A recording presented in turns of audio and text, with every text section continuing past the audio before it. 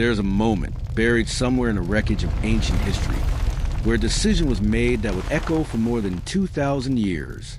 Not a decision made in the heat of battle, not one forced by an invading army, but one made deliberately, behind closed doors, by a woman who understood better than anyone alive just how dangerous the truth could be. And that woman was Cleopatra VII, the last pharaoh of Egypt, ruler of the most powerful kingdom in the ancient world, and perhaps the most calculating political mind her civilization ever produced. Before we go any further, drop a comment below right now and tell us, where in the world are you watching from? Whether you're tuned in from Cairo, London, New York, Mumbai, or somewhere in between, we want to know. This channel, Sinister Empires, is built for people who refuse to accept the sanitized version of history. And if you haven't already, hit that subscribe button right now. Because what we're about to uncover in this video is the kind of story that history teachers never told you, and for very good reason. Now, let's talk about fire. Because fire in the ancient world was not just destruction. Fire was a tool. Fire was a statement. And when Cleopatra reportedly authorized the destruction of certain royal records, administrative papyri, and politically sensitive documentation during the final, collapsing years of her reign, she wasn't panicking. She wasn't acting out of fear alone. She was making a cold, calculated decision rooted in something far more terrifying than the Roman legions closing around her palace walls. She was protecting a secret. Several secrets. Actually, and when you begin to understand what those secrets were, when you start to piece together the fragments that survived, the whispers that made it through the centuries, you start to realize that the Cleopatra the world thinks it knows is a carefully constructed illusion, a mask, a story written for public consumption by a woman who was, above all else, a survivor. Let's start at the very beginning of her reign, because that's where the rot set in. Cleopatra came to power in 51 BCE, at just 18 years old, following the death of her father Ptolemy XII, a man history has nicknamed Auletes, meaning the flute player, which should tell you everything you need to know about how seriously his contemporaries took him. Ptolemy XII was weak, indebted to Rome, and widely despised by his own people. He had, at one point, literally fled Egypt to Rome when his subjects rose up against him, leaving his kingdom and his children behind. He bought his way back to the throne with borrowed Roman money, and then spent the rest of his reign taxing his people into starvation to pay back those debts. When he died, he left Cleopatra a kingdom that was technically independent but economically strangled, politically fractured, and surrounded on all sides by a Rome that was growing more imperial and more hungry with every passing year. Cleopatra was supposed to rule jointly with her younger brother, Ptolemy XIII, who was around 10 years old at the time of their father's death. In the Ptolemaic tradition, royal siblings often married and ruled together. Yes, you heard that correctly, in a practice that was considered sacred and politically stabilizing, even as it produced dynasties increasingly ravaged by inbreeding and internal violence. But Cleopatra had no intention of sharing real power with a child.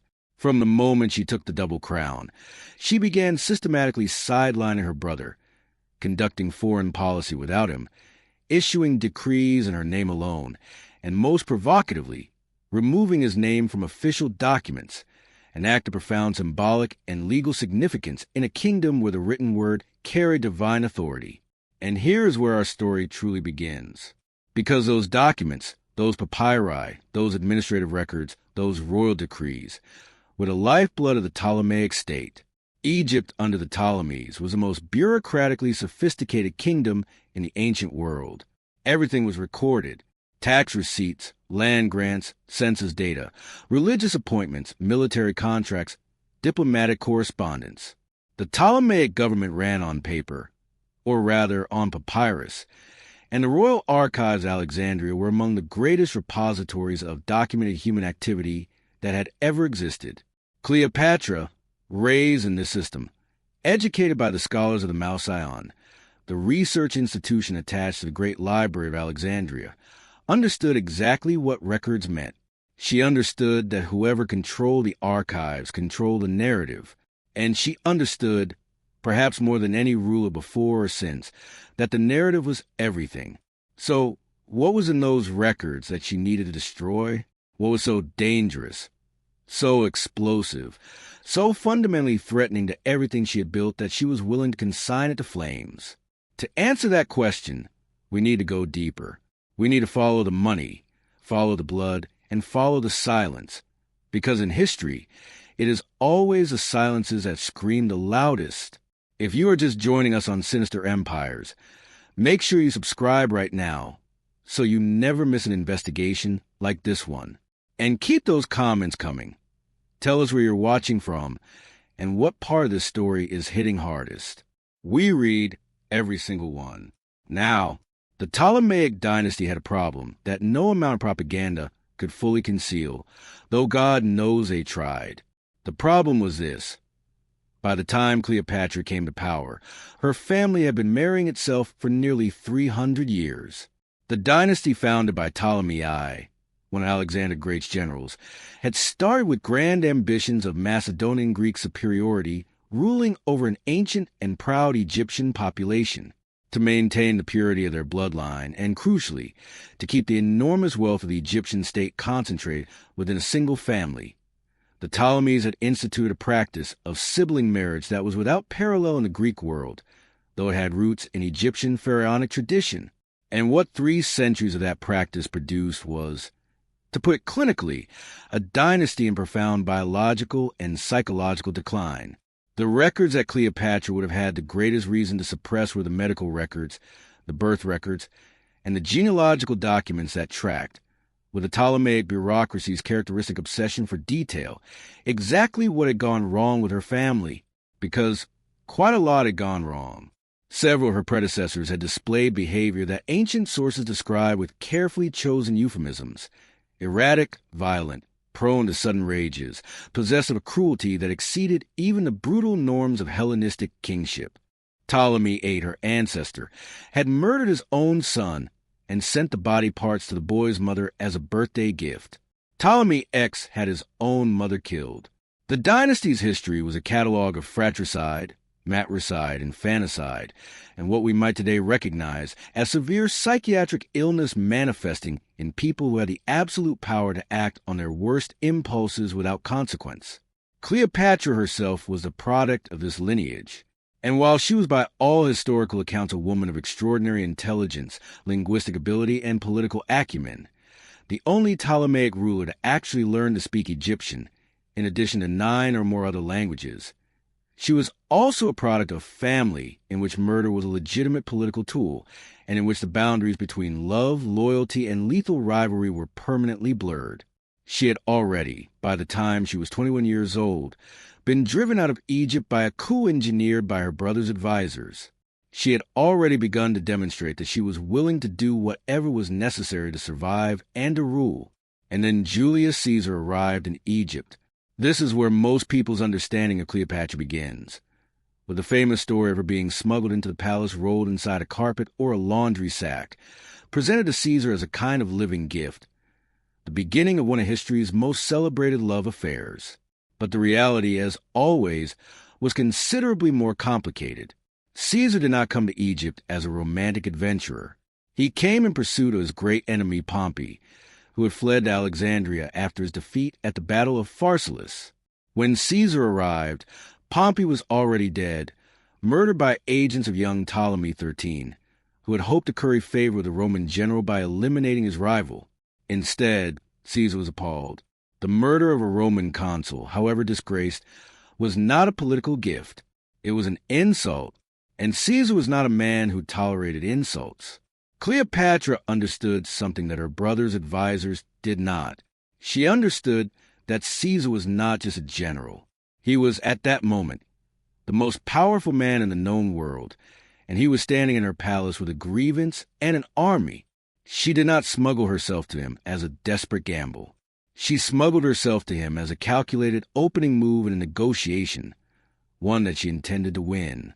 What she offered Caesar was not merely her body or her charm, though accounts suggest she deployed both with considerable skill. What she offered was Egypt itself, its grain, its gold, its administrative sophistication, its port at Alexandria, the most strategically vital harbor in the Mediterranean. She offered Rome a partnership, and she offered Caesar something more personal, a way to stay in Egypt, away from the increasingly dangerous politics of Rome, in a land where he was not merely a general, but something approaching a god. What Caesar offered her in return was Roman military backing, the elimination of her brother as a political rival. Ptolemy XIII would die during the subsequent fighting, drowned in the Nile in his heavy golden armor, and recognition of her as the legitimate ruler of Egypt. It was a transaction dressed up as a romance. Though it appears both parties developed something genuine over the months, Caesar remained in Alexandria. When Caesar finally left, Cleopatra was pregnant. She would give birth to a son she named Caesarion, Little Caesar, and in doing so, she created both her greatest asset and her most dangerous vulnerability. Because here is what the burning records would have revealed. Here is what the archives of Alexandria, had they survived intact, might have shown us. The question of Caesarion's parentage, whether Julius Caesar was truly his father, was politically explosive in ways that extended far beyond personal scandal. If Caesarion was Caesar's legitimate heir, then he represented a claim not just to Egypt, but potentially to Rome itself, a bridge between two of the ancient world's greatest powers. If he was not, if his parentage was uncertain, or Cleopatra had fabricated or exaggerated Caesar's acknowledgement of the boy, then he was simply a political fiction, a propaganda tool, a name on a document. And in either case, those documents told a story that someone, somewhere, needed not to exist. We're now deep inside one of history's greatest cover-ups. And if you've made it this far, you are exactly the kind of person who belongs in the Sinister Empires community. Subscribe right now if you haven't already. Hit that bell so you never miss an upload. And keep those comments flowing. Where are you watching from tonight? Let the community know. We're building something real here. And it starts with you. After Caesar's assassination on the Ides of March in 44 BC, Cleopatra found herself in a position of extreme peril. Her protector was gone, cut down by the knives of senators who feared exactly what he was becoming. A king in all but name, a monarch in a republic that had spent 500 years defining itself by its rejection of monarchy. And she had a small child, Caesarion, whose very existence was a political claim that Caesar's assassins, and then Caesar's heirs, would view with deeply ambiguous feelings. She returned to Egypt. She waited. She watched the Roman world tear itself apart in the civil wars that followed Caesar's death, the conflict between the assassins led by Brutus and Cassius on one side, and Caesar's allies, his great-nephew Octavian, and his general Mark Antony, on the other. When Brutus and Cassius were defeated at the Battle of Philippi in 42 BCE, the Roman world was divided between two surviving power centers, Octavian in the west, controlling Italy and the western provinces, and Mark Antony in the east, commanding the armies and the territories that bordered Cleopatra's Egypt. It was, from Cleopatra's perspective, not a crisis. It was an opportunity, and she moved to exploit it with the same cold precision she had applied to Caesar almost a decade earlier. Mark Antony summoned her to Tarsus, in what is now southern Turkey, to answer charges that Egypt had aided his enemies during the Civil War. Cleopatra's response to this summons has gone down in history as one of the greatest pieces of political theater ever staged. She did not come as a supplicant. She came as a goddess. Her ship arrived in the harbor at Tarsus decorated with gold, its sails dyed purple, the color of royalty, its oars silver, moving in time to the music of flutes and pipes. She was dressed as Aphrodite, the goddess of love, attended by boys dressed as Cupid and women dressed as sea nymphs. The citizens of Tarsus, the records say, abandoned the tribunal where Antony was waiting and ran to the harbor to watch. Antony sat alone before an empty crowd. It was a statement of incalculable audacity. She was saying, without a word, you summon me here to answer to you. But look, the world runs to me. Antony was reportedly enchanted. He was also, it should be noted, a man who had spent his life among soldiers and battlefields, who was accustomed to the blunt currencies of military life. Courage, strength, the direct exercise of power. Cleopatra offered him something he had never encountered quite so purely, a mind as strategic as his own, a will as iron, and the resources of the wealthiest kingdom on earth deployed in his service. Their alliance was as much political as personal, though again, genuine feeling appears to have developed between them. She bore him twins, a son and a daughter, and later a second son. Antony eventually left his Roman wife, the politically crucial Octavia, sister of Octavian himself, to remain with Cleopatra in Alexandria, a decision that his enemies in Rome would use to devastating effect, because Octavian was watching. Octavian, the man who would eventually become Augustus, Rome's first emperor, was perhaps the only political mind in his era that could match Cleopatra's for patience, cunning, and willingness to play the long game. He watched Antony's alliance with Egypt deepen, watched the so-called donations of Alexandria in which Antony formally distributed vast territories to Cleopatra and her children, watched as Antony increasingly behaved not like a Roman general, but like an Eastern king, adopting the dress, the customs, the rituals of the Hellenistic world. And Octavian did what any brilliant propagandist would do. He used it all against him. The Roman public was fed a steady diet of stories about the decadent, corrupted Antony, enslaved by an Oriental queen, drunk on Eastern luxury, abandoning his Roman values for the intoxications of Alexandria. Octavian declared war not on Antony. That would have been a civil war, legally and symbolically complicated, but on Cleopatra, on the foreign queen, the witch, the enemy of Rome. It was a masterpiece of political framing, and it worked with brutal efficiency.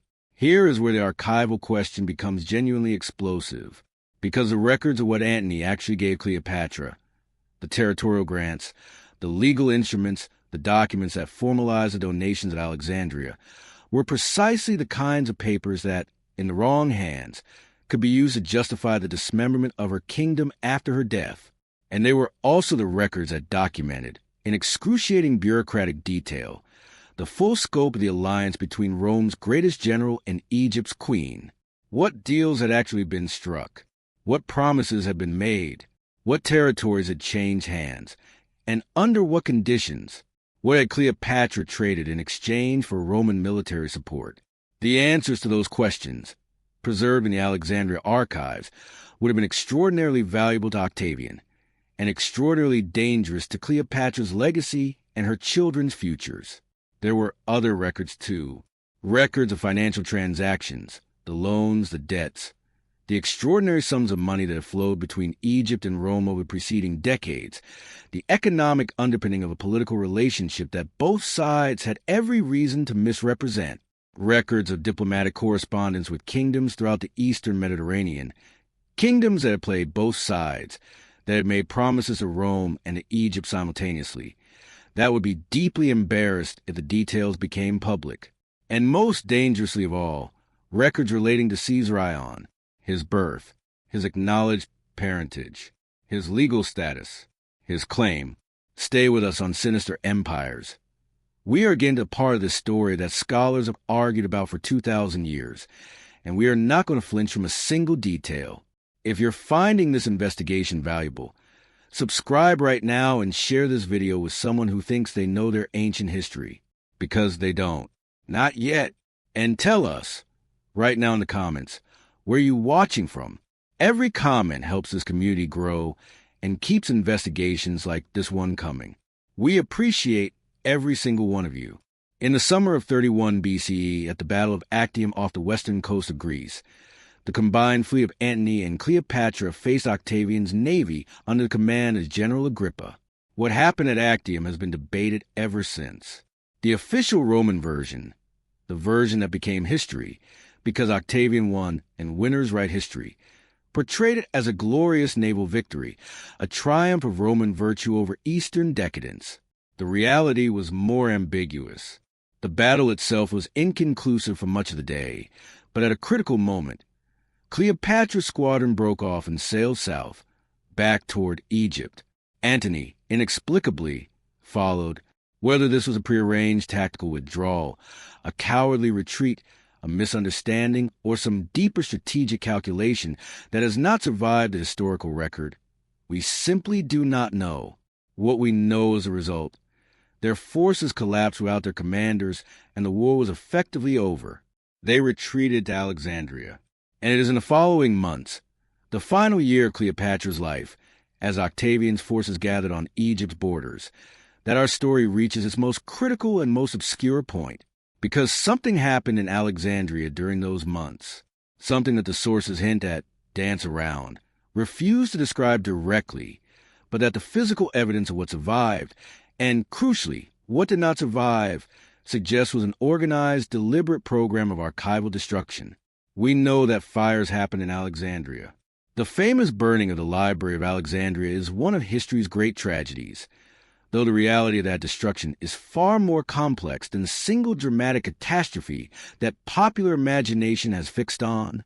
The library was damaged, partially, when Caesar's ship set fire to harbor in 48 BCE, and the flames spread to warehouses that may have contained books. It suffered again over the following decades. But the archives of the royal palace, the administrative records of the Ptolemaic state, were a separate collection, housed separately, and they were not destroyed by Caesar's fire. They survived into Cleopatra's final years. And then they did not survive. What happened to the royal archives of Alexandria? This is a question that Egyptologists and classicists have puzzled over for generations, because the absence of those records creates an enormous hole in our understanding of the Ptolemaic period.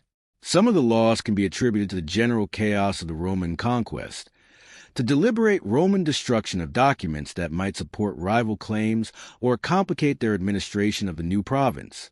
Some can be attributed to simple decay. Papyrus is fragile, and Egypt spent the next several centuries under Roman rule without the kind of systematic archival preservation the Ptolemies had maintained. But some portion of what is missing was, the evidence strongly suggests, destroyed before Octavian arrived. Destroyed while Cleopatra still controlled Alexandria and its institutions. Destroyed, in other words, by Cleopatra herself or at her direction. Why? What specifically was she burning? Let us reason through this carefully, because this is where historical speculation must be grounded in what we actually know about the political situation Cleopatra faced in those final months. First, Caesarion, her son with Caesar, if Caesar was indeed the father, was 17 years old by the summer of 30 BC. He was, by every measure of Egyptian law and by Cleopatra's own proclamation, her co-ruler, the Pharaoh of Egypt. He was also, as the acknowledged son of Julius Caesar, a potential rallying point for anyone in the Roman world who opposed Octavian's claim to be Caesar's sole legitimate heir. Octavian, who had been adopted by Caesar in his will, and who built his entire political identity around being Caesar's son, had every reason to view Caesarion as an existential threat. Cleopatra knew this. She made arrangements to send Caesarion south, into Nubia, to keep him safe. She also, it is believed, began destroying the documents that most clearly established his parentage and his legal claims, not because she wanted to erase him, but because she understood that in Octavian's hands, those documents could be twisted into justification for his murder. If Caesar's formal acknowledgement of Caesarion existed in writing, that writing was a death warrant. Better it ceased to exist. Second, the financial records. Egypt's relationship with Rome over the preceding century had been built on debt, bribery, and transactions of deeply questionable legality. The enormous sums that Ptolemy XII had borrowed from Roman financiers to buy back his throne were still, technically, on the books. The financial arrangements that underpinned Cleopatra's alliances with both Caesar and Antony involved transfers of wealth, grants of territory, and economic concessions that, in the hand of a Roman investigator, could be portrayed as evidence of corruption, of the selling of Rome's interest to a foreign power. Some of the men who had brokered those deals, Roman senators, equestrians, financiers, were still alive, still powerful, still potentially vulnerable. Burning the documentary evidence protected them, and protecting them was, in Cleopatra's calculation, perhaps a way of generating obligations, of creating men who owed their safety to her silence, men who might be motivated to advocate for her children's futures with Octavian. Third, the ritual and religious records. This is a dimension of Cleopatra's archival concerns that is most rarely discussed, and it may be the most revealing of all. Cleopatra was not merely a political ruler in the Greek tradition. She was a pharaoh in the Egyptian tradition, which meant she was a divine figure, the earthly embodiment of Isis, the goddess who had gathered the scattered pieces of her murdered husband Osiris and breathed new life into the dead. This was not metaphor. This was, to the Egyptian population of her kingdom, literal theological truth. Cleopatra had cultivated this image with extraordinary care, appearing in Egyptian dress at Egyptian temples, participating in Egyptian religious rituals, speaking the Egyptian language, the first Ptolemaic ruler to do so in nearly 300 years of Macedonian rule. The religious record that documented her divine status, the temple inscriptions, the ritual texts, the priestly confirmations of her goddesshood. These were not just propaganda. They were the foundation of her authority over the Egyptian people. And here was a terrible irony. Those very records, those very assertions of divine status, were exactly the kind of material that Octavian's propagandists would seize upon to paint her as a dangerous foreign religious fanatic, the Eastern queen who bewitched Rome's greatest general with her sorcery, who claimed to be a goddess, who had led good Roman men away from their ancestral values into the superstitions of the Orient. The more evidence of her religious claims survived, the more effectively Octavian could use it against her memory, against her children, against the Egyptian people who had revered her. We are at the final chapter of this investigation, and if you have been with us from the beginning, you are now holding in your mind a picture of Cleopatra that is nothing like the one the world has been sold for 2,000 years. Before we reach the end, hit that subscribe button for Sinister Empires right now, and drop a comment telling us where in the world you are watching from. Whether it's the middle of the night in Tokyo or a lazy afternoon in Sao Paulo, we want to know. This community is global, and we are grateful for every single one of you. Octavian entered Alexandria in August of 30 BCE. He had come with terms, relatively generous terms, by the standards of Roman conquest, and a promise that Cleopatra's life would be spared if she surrendered. Antony, learning that Cleopatra was dead, a false report that may or may not have been deliberately circulated, had already fallen on his own sword in the Roman fashion, botching even his own suicide and dying slowly and agonizingly over several hours. Cleopatra, learning that Antony was dying, had come to be with him at the end. She held him as he died. She was then taken into Roman custody, and she understood immediately what that meant. Octavian needed her alive temporarily. He needed her for his triumph. The ceremonial procession through the streets of Rome, in which conquered enemies were displayed to the Roman public before being publicly strangled or imprisoned. Cleopatra, the greatest prize of his entire campaign, the last queen of Egypt, the woman who had brought Rome's greatest men to their knees. Her presence at his triumph will be the centerpiece of his political achievement. He had even commissioned a golden statue of her to be carried through the streets in case she died before the triumph could take place. He kept her under guard in the palace, treated her with a degree of respect, allowed her to be present at Antony's burial, and waited. What Cleopatra did during this period, those final weeks of August 30th BCE, is the subject of the most intense historical debate. The ancient sources, Plutarch, Cassius Dio, and others writing decades or centuries after the fact, give us vivid detail about her meetings with Octavian, her composure, her moments of passionate grief, her final days. What they describe, reading between their lines, is a woman who was making arrangements, completing unfinished business, ensuring that certain things would happen, and certain things would not after she was gone. She asked to be allowed to perform funeral rites at Antony's tomb. She was permitted. She spent time with her servants, the two women, Charmian and Iris, who would die with her. She sent messages. She received a message of her own, reportedly, that told her Octavian intended to transport her to Rome within days. And on the 12th of August, 30 BCE, she had a final meal brought to her, bathed, dressed in her royal regalia, and died. The method of her death remains one of history's enduring mysteries.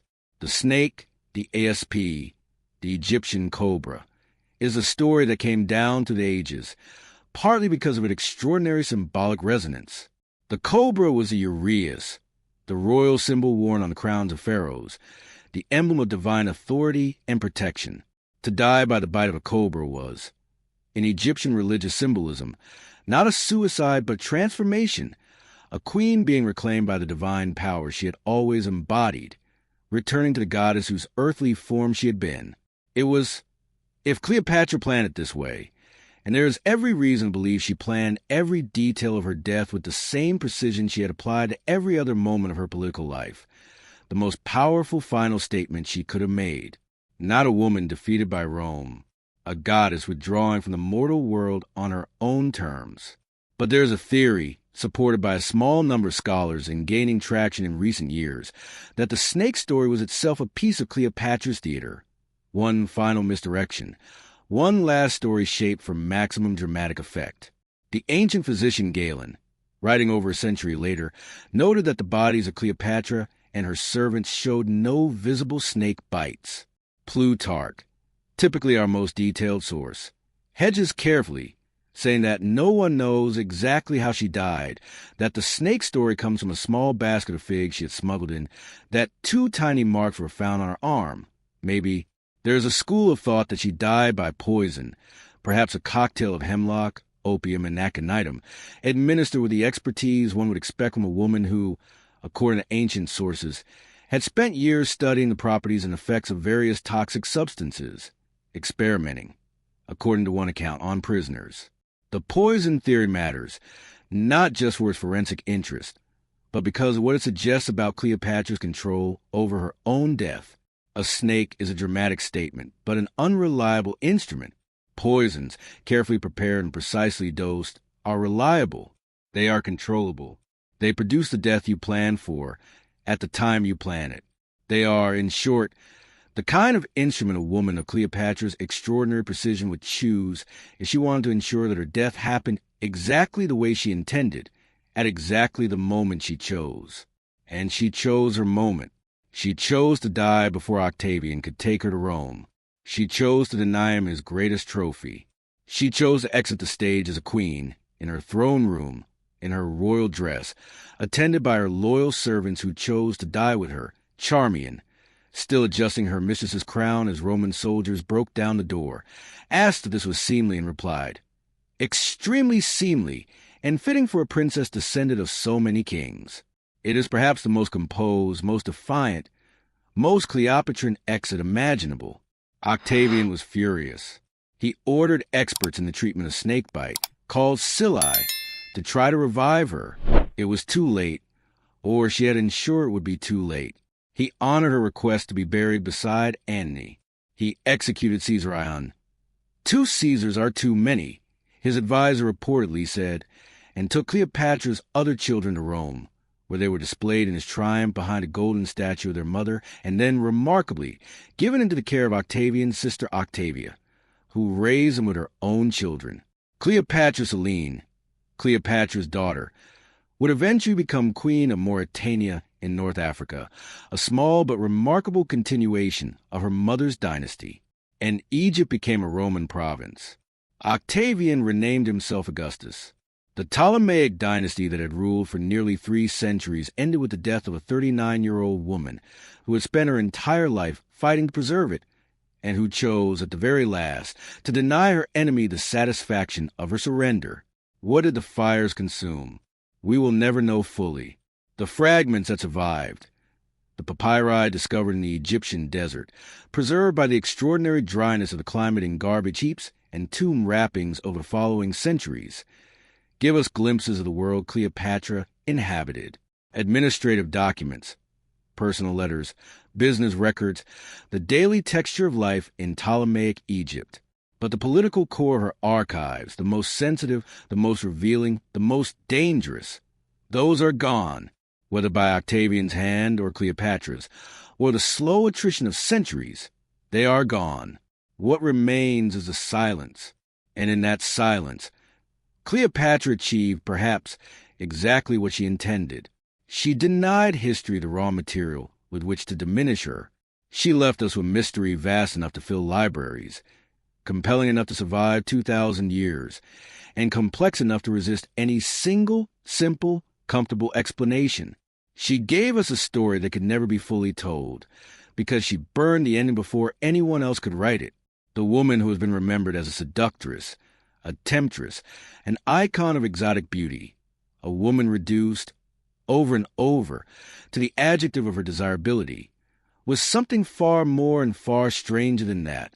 She was a linguist, a theologian, a naval strategist, a financial administrator, a student of chemistry and pharmacology, a propagandist of genius, and a politician who played the most dangerous game in the ancient world for over 21 years against opponents who held almost every structural advantage, and who lost, in the end, only to a man who was willing to abandon every principle of fair dealing to win. She died on her own terms. She burned what needed to be burned, and she left the world a puzzle that we are still, 20 centuries later, trying to solve. That is why we are here. That is why this channel exists. Because the stories that power once buried are the stories most worth digging up. This is Sinister Empires. If you made it to the end of this investigation, you are exactly who we make this content for. Subscribe right now. Hit the bell. Leave a comment. Share this with someone who thinks they know ancient history. Tell us in the comments where you are watching from. We genuinely want to know, and every comment helps this community grow. The next investigation is already in progress, and it is going to go even deeper than this one. Until then, keep questioning, keep digging. The truth is always stranger than the story they told you in school.